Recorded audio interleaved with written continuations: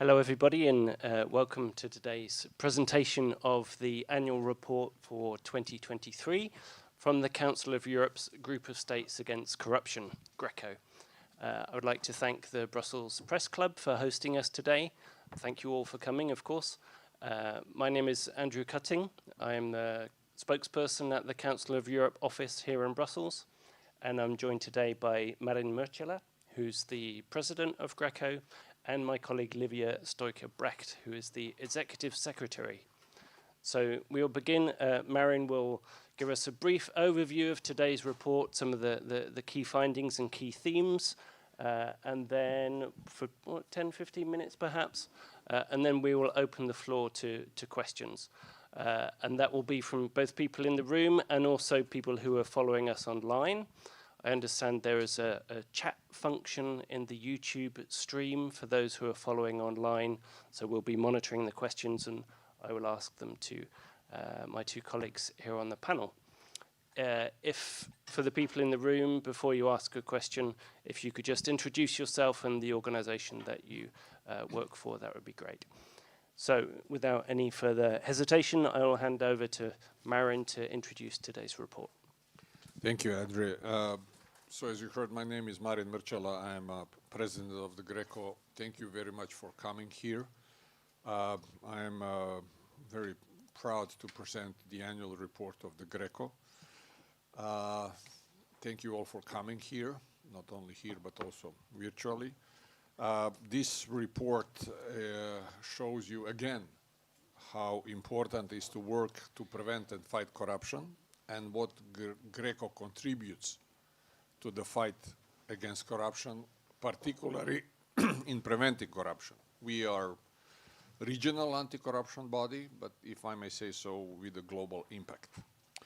As you know, the corruption is a sickness, is a, I would say, serious sickness if it's not treated or prevented accordingly. Touches every aspect of our life. It's a human rights issue. It's a governance issue. It's a security issue. It's an issue that concerns our borders, threatens our societies, and destabilizes democracy. And I would say civilization as well. Fighting corruption does not necessarily require highly innovative solutions. It is not a rocket science. We always repeat that there is a need for a political will to fight corruption. Not only political leaders who take actions to rid their countries of corruption are important, but you are very important. And that's why I'm very grateful that you are here. Journalists often take many risks to uncover corruption, whistleblowers, activists who pursue transparency. We are very grateful to your work. We know that politicians often act only when they see something in the media. And that's why I think your work is very important. Let me just briefly say something about our findings. In the report you will find information and the results for the fourth round evaluation round, which was the corruption prevention in respect of members of parliament, judges and the prosecutors, and some of the results in respect of the fifth round, which deals with the prevention of the top executive functions, means government, and the law enforcement agency. For the fourth evaluation, members of the parliament and the judges and the prosecutors, the area that we were covering or looking into it are codes of conduct, transparency of the legislative process, asset disclosure, lobbying, and the overall result is that I would say the results for judges and prosecutors in preventing corruptions are better than results regarding politicians. I think that the judges and the prosecutors have better understanding of the ethical issues than politicians, particularly parliamentarians. Our progress for some countries remain very slow. Some countries need even up to 11 years to implement our recommendations. We continue to see the reluctance of implementing the recommendations regarding parliamentarians, which is, I would say, surprisingly for anyone, maybe except for themselves, because it's really a question, you know, why is it a problem to draft and to bring the code of conduct to the light for parliamentarians? Our regular recommendation is that they should draft and bring the code of conduct by themselves, not by someone else. So we are, you know, there are still some countries that don't have a code of conduct in parliament, which is, I would say, sad. With respect, there is also the asset declaration system and the adequate verification and monitoring that's also is challenging, and regulation of lobbying, but not for the lobbyists, for the parliamentarians. How do they interact with the people who are trying to influence the legislative process? That's why we are looking also to the transparency of the legislative process. With respect of judges and the prosecutors, there is a couple of areas that needs to be improved. Objective criteria and transparent requirements for judges and prosecutors for recruitment and promotion, arbitrary transfer of the judges and the prosecutor, or influence the executive branch in disciplinary proceedings. That's why we usually recommend, if you have a judicial council, that the executives should not sit on that.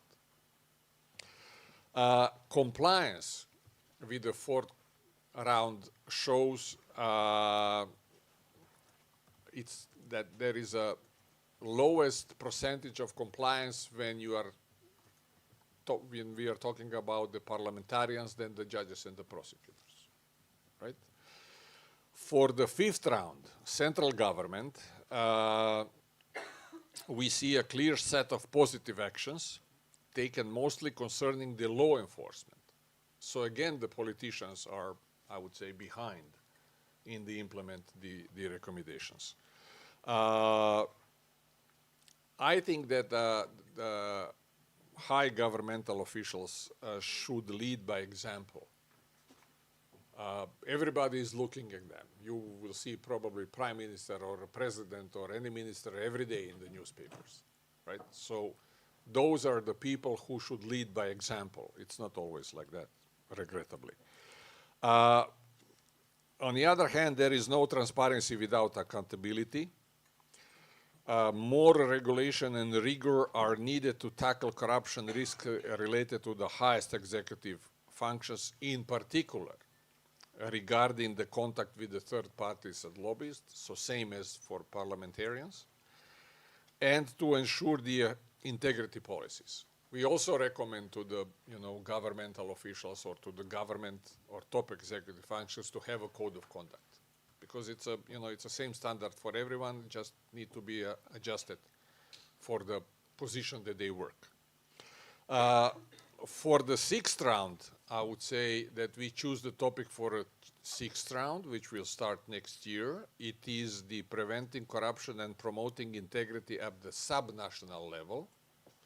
I think it's a logical continuation of what we did before. You might ask yourself how you will do it, but of course, we will find a way. We draft a questionnaire already. It is adopted. We will do it in the usual way. We will do it in the tailor-made way, like we do it before, because there are different systems of that. But in our opinion, there is I would say, big danger of the corruption in the subnational level, because it deals with the everyday life of the people. That's why we are doing that, on the small municipalities. This is very important. If you are interested in that, we can talk about that a little bit more later. We are anti-monitoring body and we are not measuring any perception, as you know. We are a fact-finding body which collects numerous data, and all of that are in our reports and on the website. So it's accessible to everyone. And you will see that often the countries who are very high in the perception of index are not that good in the practice. See, some of them are even in non-compliance procedure, right? So it's I'm sure you're aware there is a difference of the actual situation and the perception, right? I would also like to stress, because we are preventing body, how education is very important. I will repeat myself again and says that the fight against corruption starts in the kindergarten and in the family, you know, since the kids are probably 6 months old. That's when the fight about corruption and the conscience start.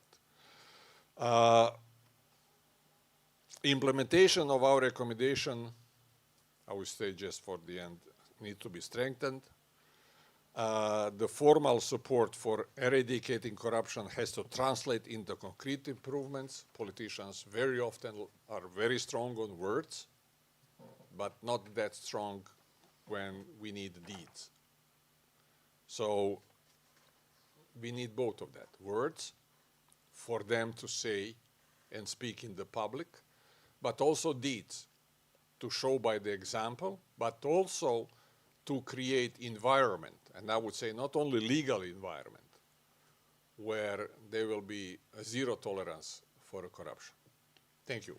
Any questions? I'm very happy to. Could you talk about that? Financing of political parties was the third round topic for the evaluation. And we closed that round already. We know that not all the countries implement the recommendations because it's a, you know, I would say it's a standard situation, which I'm not very happy about that. But what we were doing with the political parties, you know, we see that, you know, in some of the cases, there are still some lagunas or you know, lacking progress in that. We are receiving information about that, you know, when the countries are ready to report on that, but that cycle is, I would say, it's closed. I can give you a good example of that, but also, for instance, Finland, which has a very good practice, but without any law about political financing of political parties. And in 11 months, they managed to implement all the recommendations they received. I believe there was 12 or 30 of them. Of course, there are not some good examples because I don't like to, you know, name and shame because this is not, I know you like it. I know your readers like it. Public want to know. Exactly. Well, what the public really wants to know, it's up to you, right? Because you will transfer the information. But I understand what you are saying, you know, but I'm asking you to understand that this topic is a little bit, you know, behind us. I can give you the name of the countries that are not good in the preventing corruption in parliament, when they are in non-compliance procedure, like Denmark, Poland, Italy, and some of them are very high in the, you know, in the perception index. Yeah. We have a question on the front row. Just to remind you, please, could you introduce yourself and the organisation you work for? I'm Andy Vermout from indegazette.be and Actu Parisien and the news agency. I have only a clarification question because it's not really clear. The fourth evaluation round, it's on page 32. You put parliamentarians 5, judges 3, prosecutors 2. What do you mean with this? For example, I see countries where you put 6 parliamentarians, other countries 8 parliamentarians. what does it mean? It's not really clear for me how I have to interpret or look to this. It's not. Maybe it's not very visible. You see, you have to read the text. This is the number of the recommendations that the country received. The number you said, because the situation in the country are not the same in each country. There is 48 countries, 48 systems. Some of them are, confederate, some are federate, some are presidential systems, some are governmental systems. So each of them we are looking the same questionnaire, and then we issue the number of the recommendations. For instance, you will see that Denmark received, I think, 6 recommendations, and Azerbaijan probably 30. But that is the number of the recommendations are, depend on the situation in the country. But still, you can be, in effect, in better improving your situation if you, out of the 30 recommendations, fulfill 26. And it's, I would say, the results that we are achieving then when you received 5 recommendations and you say, we will not implement it at all. So. And we can see these recommendations for these countries? This is on the website? Yes, okay, yes. Okay. Every report is on the website. Everything is accessible. Please use it. Some of them are, it's a, couple of dozens of pages, but it's very easy to find it. You can find it by the country. You can find it by the round, and then you will see the report and the compliance report. Okay, thank you. You're welcome. We have one question online from the Italian news agency Answer. In fact, it's 3 questions in one. Firstly, is there a date for the publication of the 5th round evaluation report on Italy? Secondly, has Italy sent any information on improvements on implementing recommendations concerning parliamentarians after the publication of the latest report in March 2023? And thirdly, could you expand a little bit on the plans for the 6th evaluation round that you mentioned earlier? The report for Italy was adopted in March 20, this year.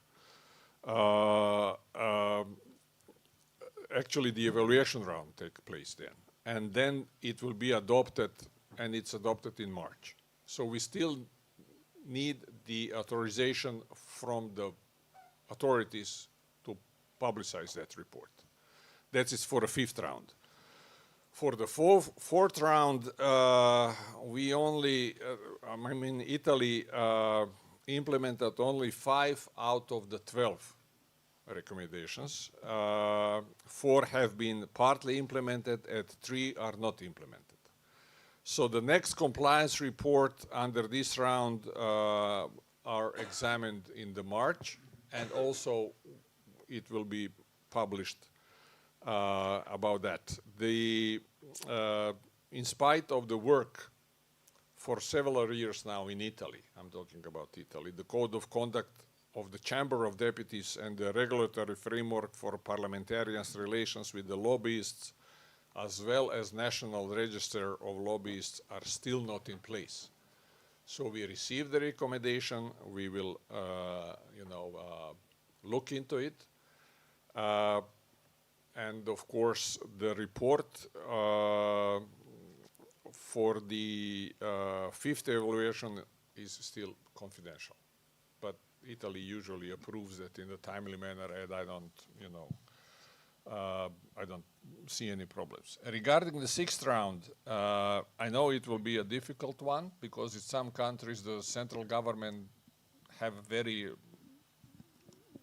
not much impact on the center of the local government, but still we will look into that. We will usually pick 2 municipalities in agreement with the authorities, and then we will see, according to the standards that are required, as you may, the Code of Conduct, legislative process for that, we will issue the recommendations. Some of that recommendations would be, I would say, that we invite authorities to, to make a progress. Some of their recommendations will be, maybe, I would say, addressing on a general term, but I'm sure that we will be able to cover that area as we did before. Thank you, Katalin. Yeah, thank you very much. I'm Katalin Halmai, Hungarian journalist representing the independent newspaper Mrčela. I have two questions, if I may. My first question is very similar to that of my Italian colleagues, but with regard to Hungary. When do you plan to evaluate the fifth round, and whether that is public, or can you share with us some preliminary findings? And the second question is more general one. You know very well that Hungary is in dispute with the European Union over systemic corruption. Proceedings have been launched against Hungary, but there are steps that Hungary has. To be very clear about the last one, I don't want to speculate about the expectation of the European Union. For the European Union, I have other expectations, but we can talk about that later, namely for them to become a member of the GRECO so that we can monitor the anti-corruption, for instance, in the European Parliament. But that's another issue. For the Hungary, both rounds, I mean, fourth and fifth rounds are still ongoing, right? That means that we are not, particularly for the fourth round, that we are not satisfied with the results that Hungary is making regarding corruption prevention for the topics of the fourth round. Hungary is in non-compliance for the fifth round since 2015. So already quite a number of years, right? It came out of the non-compliance in the latest compliance report, which was adopted March last year. So it is improvement, obviously, right? So currently Hungary stands 33% of recommendation fully implemented, 33 partly implemented, and 33 not implemented, okay? Regarding parliamentarians, as for the average, no real progress, okay? No progress regarding prosecutors, because disciplinary proceedings are still not handled outside the direct hierarchical structure. There is no progress regarding the prolongation on the term of the prosecutor general and the broad immunity enjoyed by prosecutors. And there are some progress regarding judges. There are upcoming legislative amendments that are to strengthen the role of the powers of the National Judicial Council, to effectively counterbalance the powers of the President of the National Judicial Office. These amendments have yet not been implemented, so we are waiting for that as well. For the fifth evaluation round, that has been underway since 2021, evaluation report for Hungary was adopted in 2022 and made public on 9th of June 2023. We noted that a common and general feature of public administration and law enforcement agency in Hungary is that most integrity and corruption prevention measures target low and mid-level officials. The integrity framework applicable to the high governmental officials is very weak. And the conditions for the appointment of senior managers in the police and the National Protective Service carries risks of politicization. So you may easily conclude that there is a lot of room for improvement. Thank you. Speaking, do you plan to send, for instance, technical assistance to these countries in order to improve their own situation? Do you plan to organize training for them in order to make sure that these administrators are conscient and aware of the needs? Are you going to be there with an operational office, with working together with European delegation offices in these countries, focusing exactly on these issues? How is it possible to cooperate between the Council of Europe, GRECO, and the European Commission? EPPO, Olaf, not for European member states, but also for non-European member states. So how is it possible to create a kind of system of operations, thereby you may make sure that the EU recommendations are implemented? And which system of, which criteria of implementation are you following? I'm talking about in terms of indicators, for instance. Transparency International has a system of indicators. Can you adopt the same indicators, ABCD, 1, 2, 3, 4, 5, etc., etc.? So which kind of operations do you plan to implement in order to make sure that your recommendations are implemented? Thank you. Thank you. I hope I have at least 1 hour for that. But, first of all, we do not provide technical assistance, GRECO. We do not set offices there. We do not send any teams except for a high-level visit, but that's another topic. We are issuing recommendations. How the country will implement regulations, it's completely up to the country, right? We are assessing the compliance, and we have clear criteria about that because the recommendations are very clear. There are other Council of Europe bodies. They can provide assistance in that area. And maybe Livia will say something about that. But when you are talking about cooperation with the European Union, and you mentioned the European Commission and Olaf and the European Public Prosecutor, we are monitoring body and we are waiting European Union to join GRECO as a full member. And then we will be able to assess the anti-corruption standards in European Union, what they are praying for, right? Because same as in the other country, if we can assess the parliament of the Sweden or the UK or France, we can, assess the anti-corruption standard in the European Union. I understand your question because it's not enough to issue the recommendation.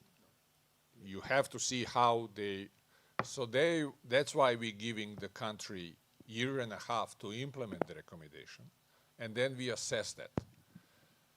Some countries often ask how do we implement recommendations, and that's why we have our professionals in the GRECO, because all the members of the GRECO are professionals. They are not politicians. They are professionals.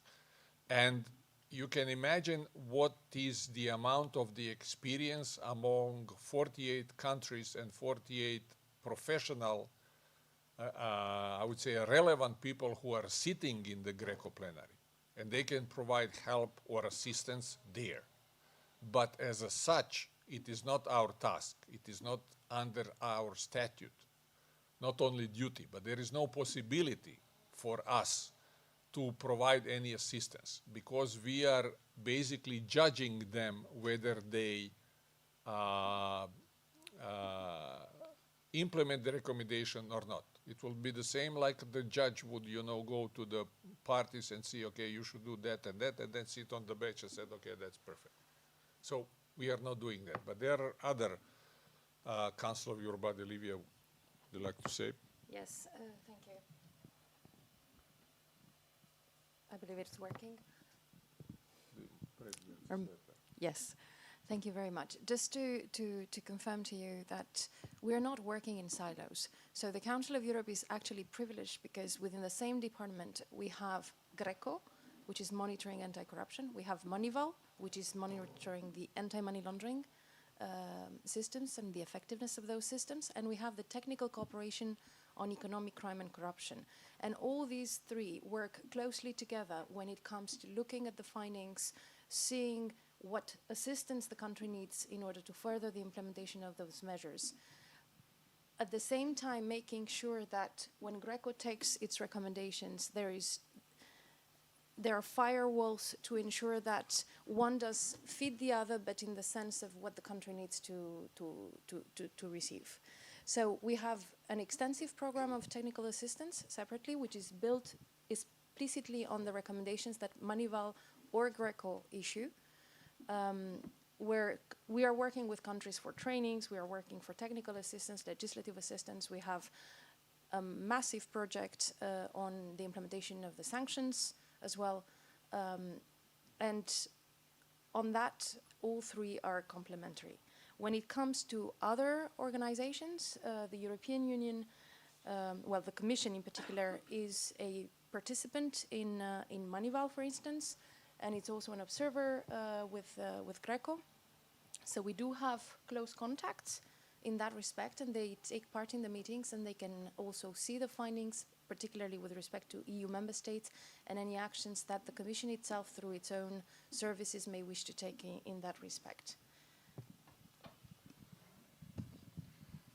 Thank you. Lisa, follow-up question. Yeah, will not be the mic. It's not working, is it? I'll just ask my colleagues. Yes, it is. Here it comes. Yeah, President, at the top of your remarks, you said the results for judges and prosecutors in preventing corruptions are better than results regarding politicians, that judges and prosecutors have a better understanding of the ethical issues in politics, particularly parliamentarians. At the moment, we see that there are investigations into MEPs and corruption, and you've mentioned the desire for GRECO for the EU to join. Can you talk a bit about how weak the systems are in the European Parliament, if that's what you think, and how joining GRECO might actually improve this? Because the Parliament always argue that anti-corruption is a national competency, that they haven't got the investigative or prosecutorial powers. Thank you. Yeah, I know that you will not be thrilled with my answer, because I don't know what the system in the European Parliament is, because we didn't assess it. We can only see what is in the media. There was a huge scandal in the European Parliament about corruption. If that is true, it is a huge scandal. So why we are talking about EU joining the GRECO?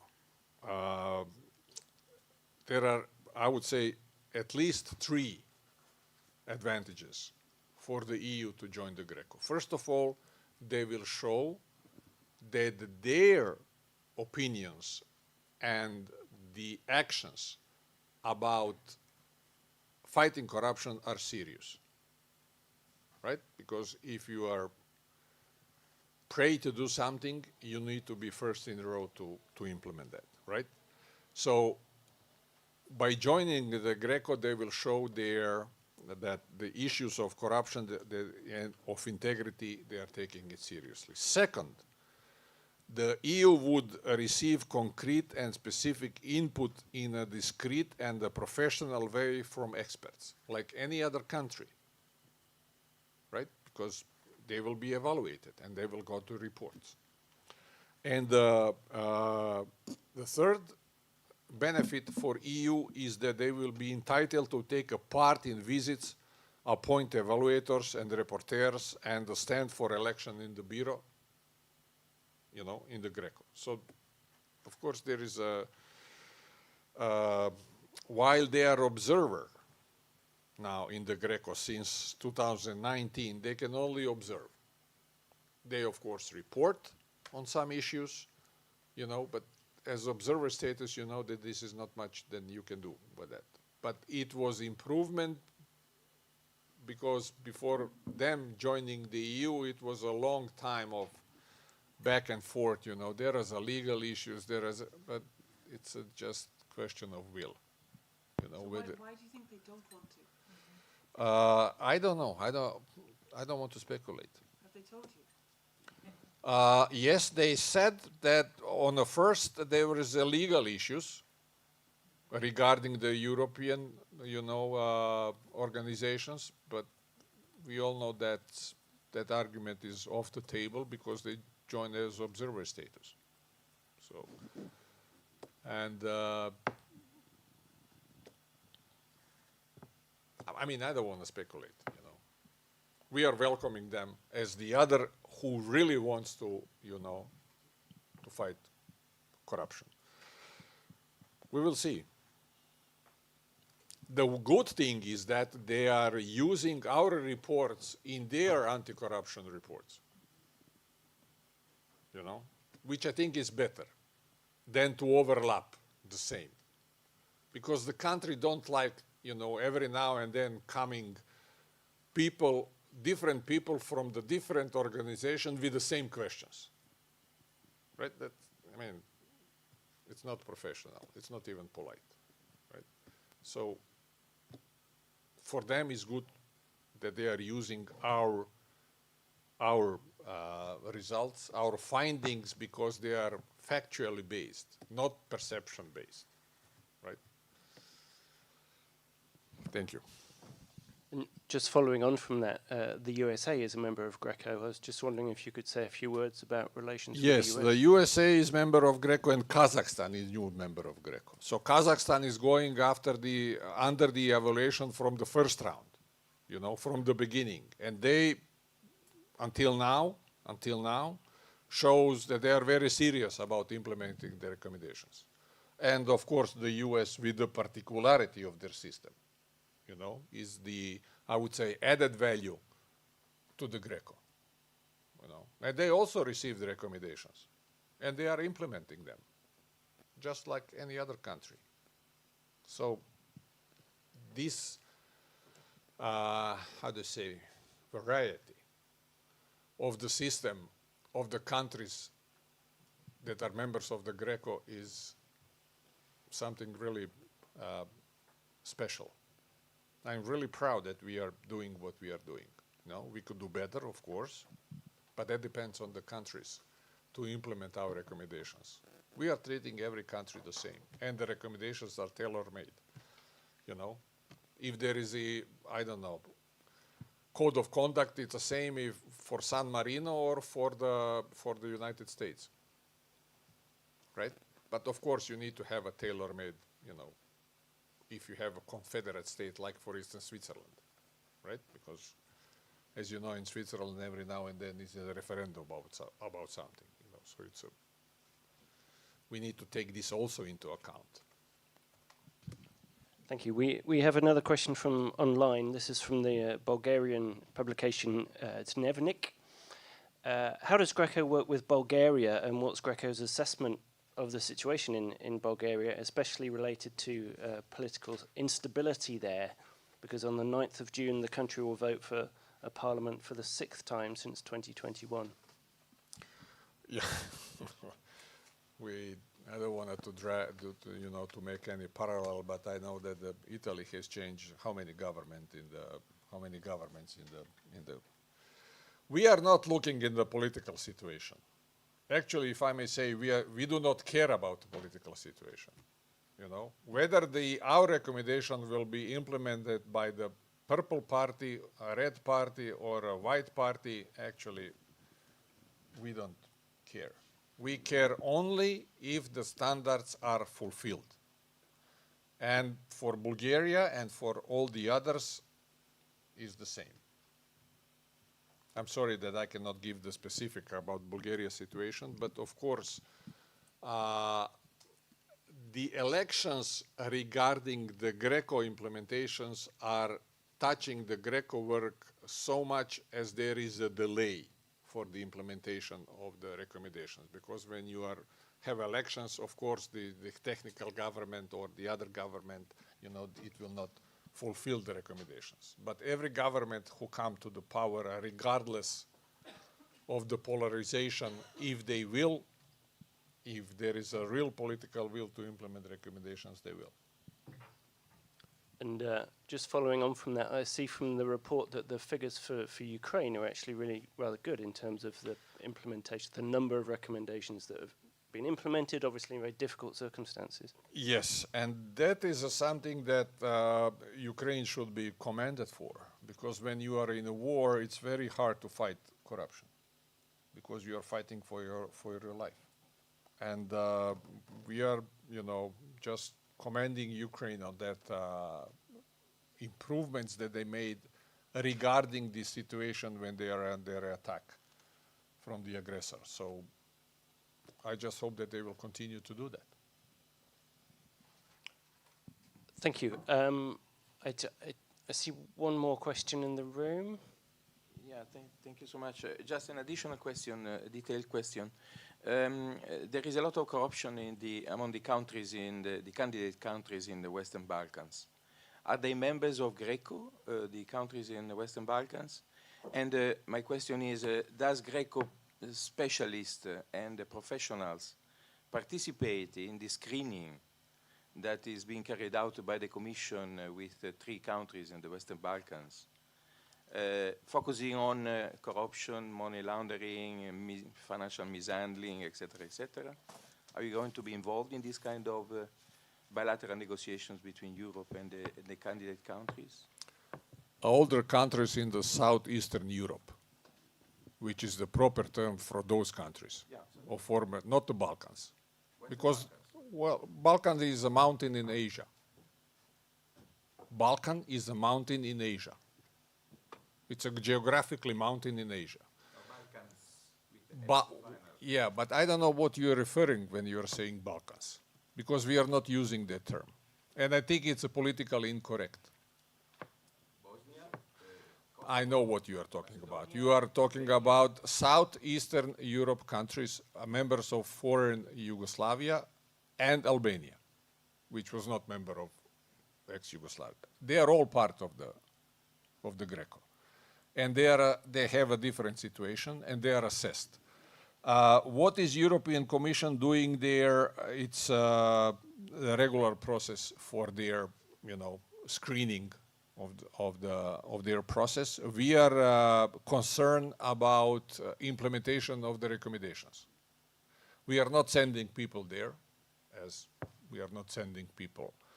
If some of our evaluators or some of our GRECO members are also the Council of Europe experts in particular field, for instance, judiciary, they might go there, but also in the capacity of the Council of Europe member body, but not as from the GRECO, but from the others body that are, and they are, of course,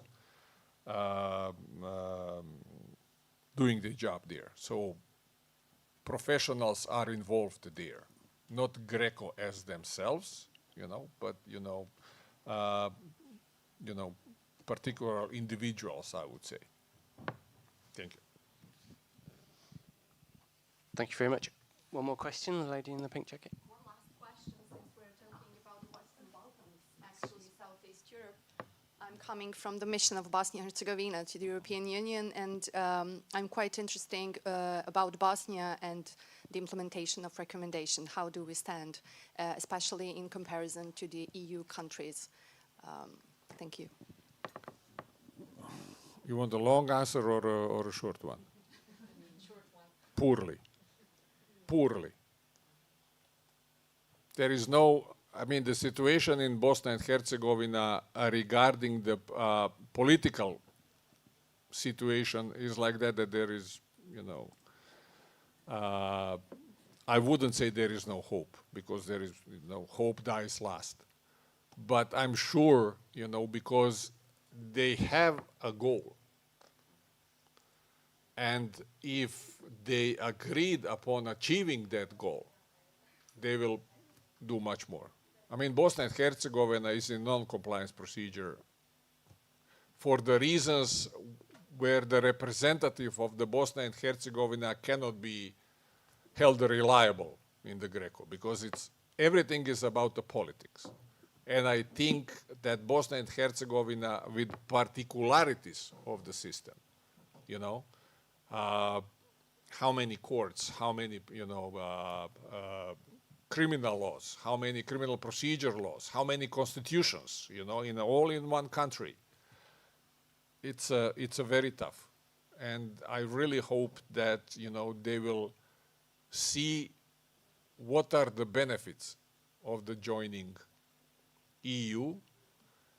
But before that, they have to implement the standards not only in the EU, but standards of the Council of Europe and our recommendations. And it will be much better for every country to join the EU. I'm talking about my personal experiences when Croatia joined the EU, and especially EU zone. You know, the things starts to be much better. So, but it's a completely political, and I don't want to, you know, give any speculations about the politics. What I do need, there is a need for a political will. How they will achieve political will or political agreement, that's of course up to them.